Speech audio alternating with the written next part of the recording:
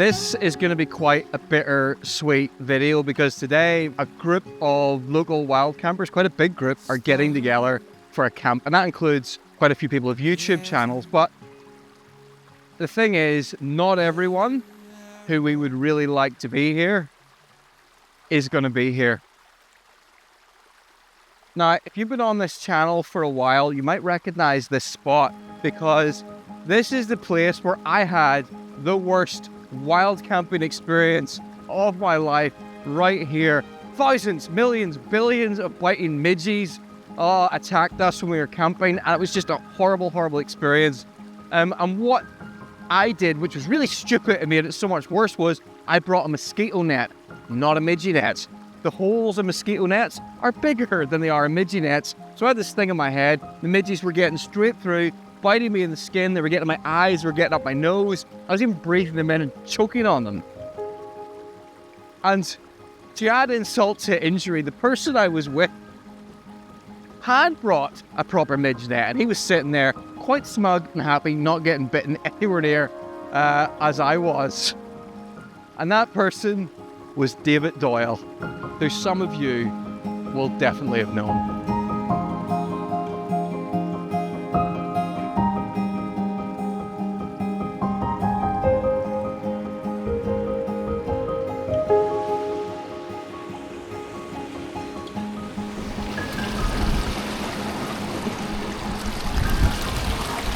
David was incredibly well known in the outdoors community here. He ran a walking photography group which had over 500 members, at least on its Facebook page. He also started the Northern Ireland Wild Camping Facebook group, which today has got nearly 10,000 members. So it is astonishing the number of people that David just quietly managed to get into the outdoors. I personally met David for the first time on a hike about 5 years ago. Got chatting to him, found out that, like me, he was somebody who liked to go camping during the week. He worked in IT and he had sort of a flexible work schedule. So over the last 5 years, we probably met up, not that often, but maybe once or twice a year to go on a hike or a camp. Jonah, nice. David, pass me the sticks. I'm not going to use the sticks. Come on. I'm made it worse. Well, this has been a stormy camping adventure with me, David Doyle, and Johnny, who has got fed up waiting for us and headed on down the mountain. But aside from that, it became kind of that person I was always sort of messaging and pestering, asking questions about equipment or questions about camping spots. David was responsible for my very first summit camp, which was actually a horrendous night of wind and rain. He was responsible for the first time I camped on an island. This view. Appreciate it. Maybe be using that tonight. Promised David my unwanted folding saw about 2 months ago. Yeah. No, it was Christmas, because I got a new one at Christmas. Christmas, I wish. And he was also responsible for the first and only time I've ever had to use a first aid kit in the mountains, and that was when he nearly managed to chop the top of his finger off with his drone. Use the force. I brought a first aid kit, yes! Things I do for your vlog, Stephen. Yeah, thanks for going the extra mile. Only one choice left. We're just gonna have to amputate. Gonna have a little sit. So I used to sort of joke that David was responsible for both my best and worst camping and hiking experiences. But you can probably tell where this is going, because sadly we lost David towards the end of last year. He tragically died at home from a sudden health condition, and for about a week after, the outdoor community here was just in shock. Like, nobody could believe it. Some of the people in his photography hiking groups he's known for well over 10 years, maybe even longer than that. So they suddenly found themselves, after years of David organising everything and leading everything, just essentially without a leader. Like I said, he got so many people into the outdoors through the walking group and while camping. Travelled over to Scotland, Isle of Skye, and done lots of adventures with him. So yeah, absolute gentleman. It was him mainly that got me into sort of wild camping, from chatting to it through the walks and stuff. Really sort of pushed me to get out and do it, and we've done a few camps and stuff. But it's been a while. I just didn't get out as much as I'd have liked to. But nah, yeah, good guy. Yeah, I was out with David a few times last year. I think he thought I might have been a bit of a Frank Spencer because kind of put tents and fire and stuff like that there. But he brought me around, he learnt me a bit. I'm actually not bad at it. I know people say some still is bad, like, but we're here for David. That's what it is. There was a memorial hike for David, and about 75 people turned up to that hike, and from that hike and around it as well, people donated over £7,000 to Mourne Mountain Rescue, which thankfully David never had to use himself. What a spot. I can't believe I've never camped here before. You can probably get, what, you get 10 tents in here. Who's here so far? Dave, hello, you know me. He's Adventurous Dave on the tubes. There's Andy, best life wild camping and outdoors. You can spot all the YouTubers have come early to get the best spots to set up the shots. Lewis, let's go Lewis. I've got something special with me because tonight I've got David's tent. David loved this tent. It's a really cool tent. It's a tarp tent, Scarp 1. He had it for about 6 years. It's been well used, well loved, but when I saw that it was being sold, I thought, you know what? I don't need any more tents, but I've got to have that one.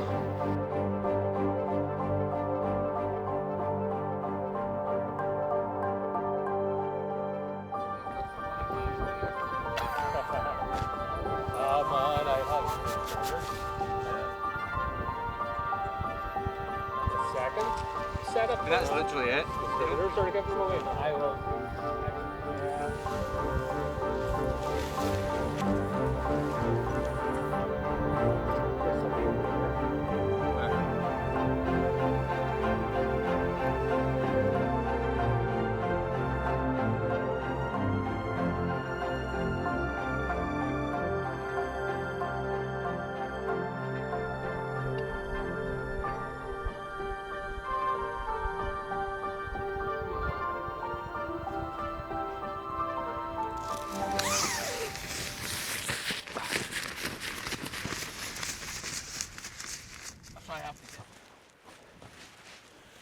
David's Scarp 1 pitched up.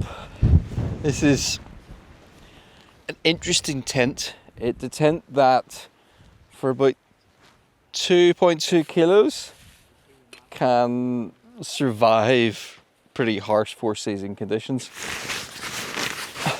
It's got little carbon poles at the end which lift these ends, so it means if you're lying here you can lie right at the top and the fabric won't touch your face. And that's what I'm going to be staying in tonight, and I am hungry. Yeah, alright, sorry. Why are you here? That sounds like an accusation. Hold on, I moved. Just take a step back. Take a step back there. I'll step back to get in frame and I'll fall right back my head, and that will be content. It's funny on YouTube when you watch somebody for a good bit, watch all their videos and you meet them, it's like you've known them for years. And some people, they could be totally different in real life than they are on YouTube. But I'm sure David, he's come across to me that he was the same in real life as he was on his channel. I met David once just, and it was on a wild camp that was sort of organised through his Facebook group. I'd been going camping for years and years, but I'd never filmed it or anything. And sort of just using his phone, he was filming and putting content on YouTube and stuff. So I thought I'd give it a crack, and got me sort of doing it and putting stuff on YouTube and the channel and so on. And could you've not got a smaller frying pan? No, that was the smallest I could find. Yeah, onion and chive bagel. Yeah, I reckon it's like one bite each. Tell me more about your bagel. It's very tasty, hopefully. Lewis sitting there with like no kit or anything. It's like he's been abandoned here. The thing about it is he's got a perfectly good chair in his tent and his bag. You've brought a chair, you just can't be bothered. He's waiting for me to put it up. No, it's just lie here in the morning. Right. I've seen your bagel, and I raised you a loaf of bread. You see, I ate part. That was yesterday's lunch. Seriously strong cheddar and some frankfurters. Cheesy frankfurter olive bread.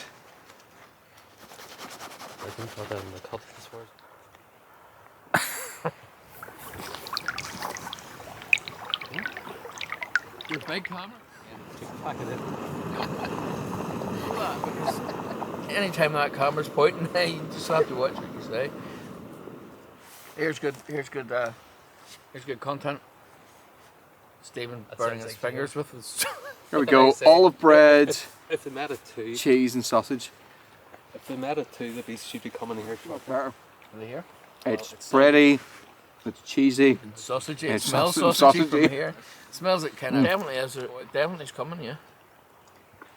3 in the morning. People with no experience. Yeah. You should have a flashing light in that, Stephen, like so we know. Do you know what a flashing light on a camera that tells you it's recording is called? What is? It's called a tally light. There you go. You should have a tally light on that.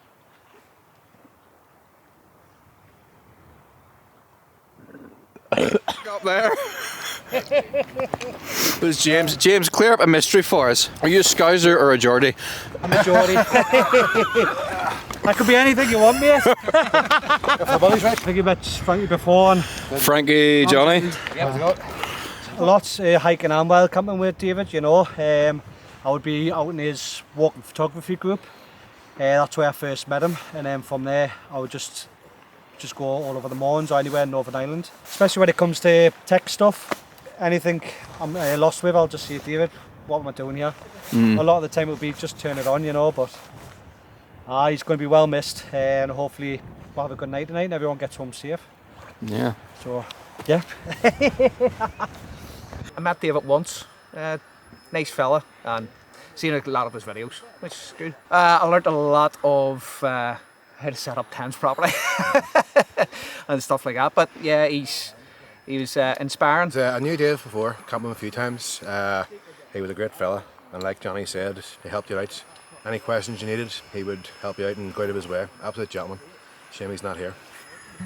So today we're having a memorial camp in honour of David's memory, and it currently looks glorious, but the forecast is actually to get really nasty around 3 p.m. tonight. Not around 3 p.m, around 3 a.m. tonight.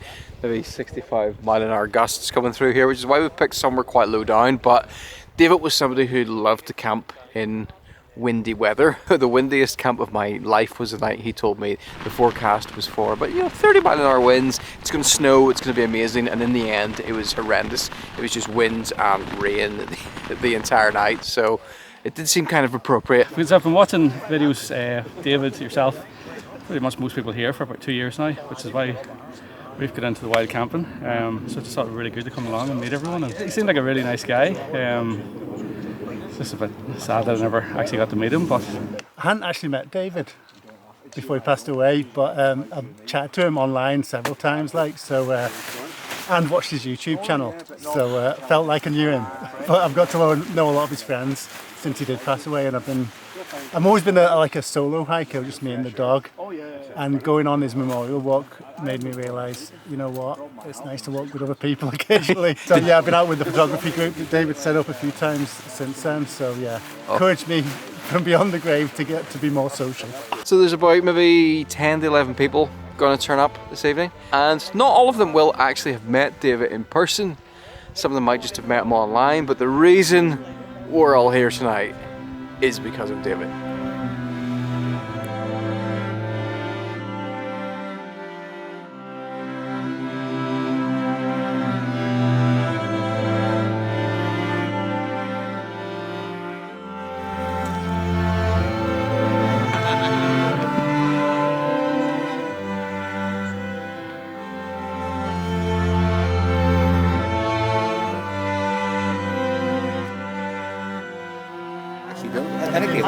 It's just like the walk. You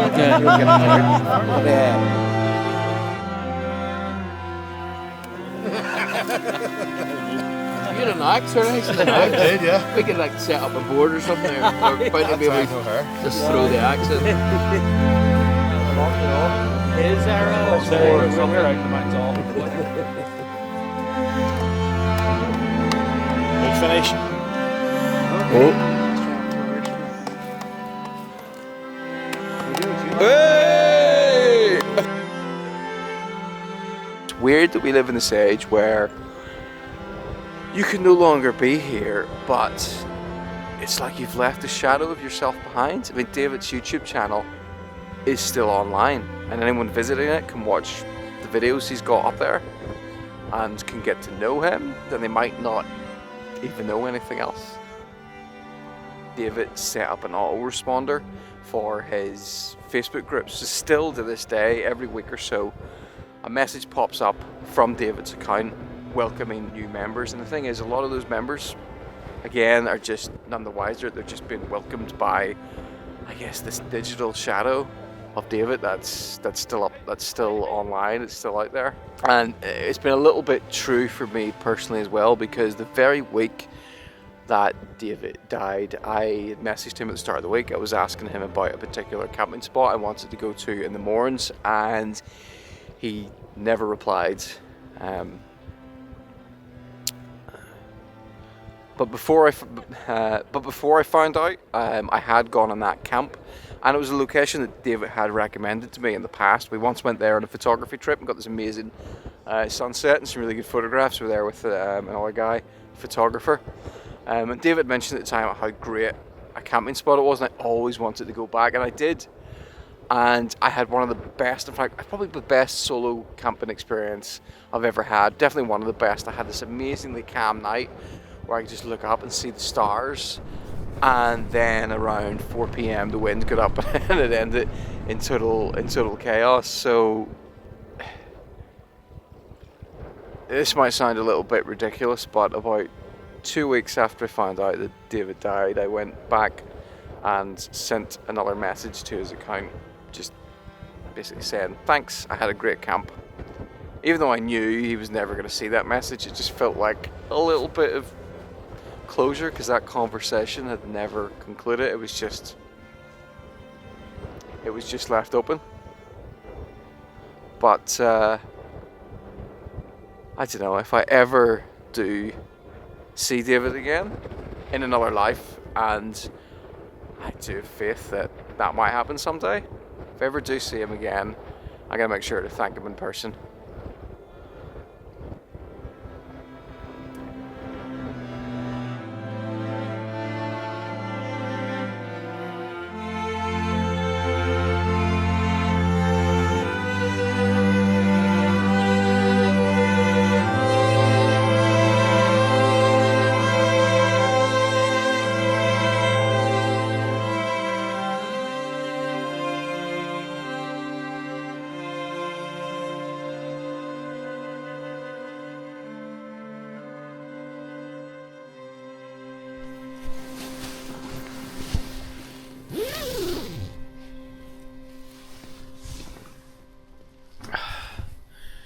Okay, I'm in the tent. The wind is to double in speed for the next 3 hours, so I'm gonna stick my earplugs in and not set an alarm, and we'll see what time I wake up at.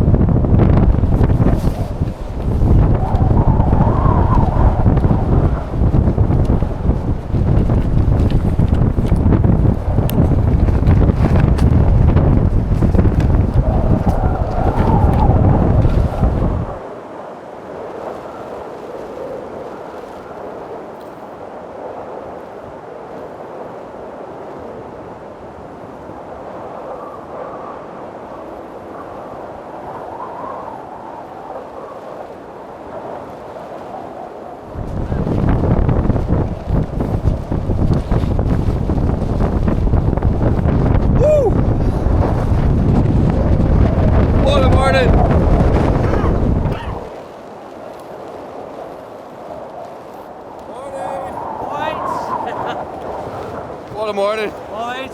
Proper wild camping this. Morning.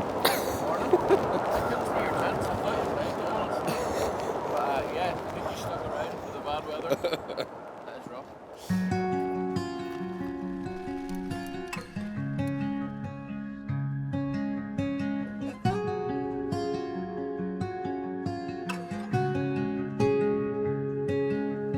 Stargazer,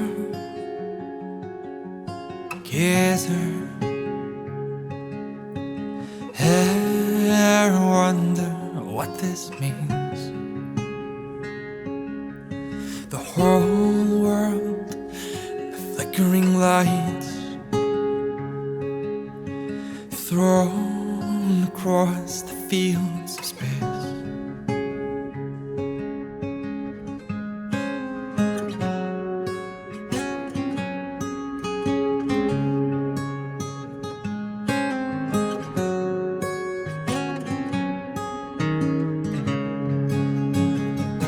The day was for and all these lights came to be.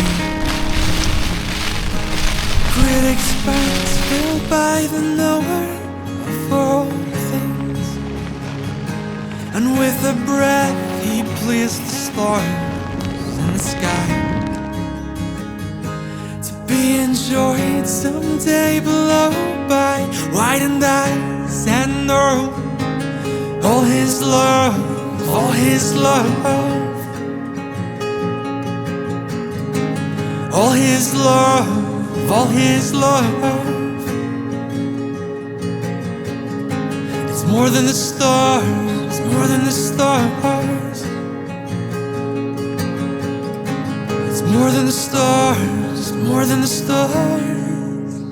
So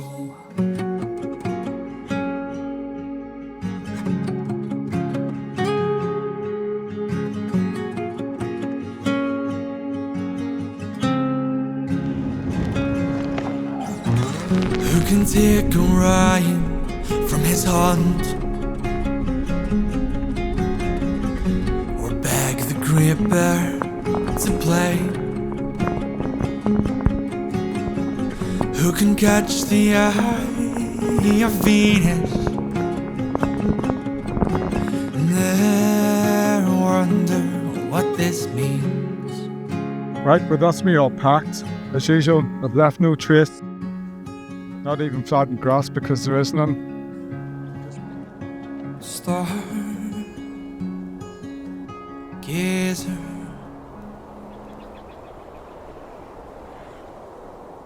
it's a beautiful morning this morning. Got some great drone shots. So, gonna make breakfast next.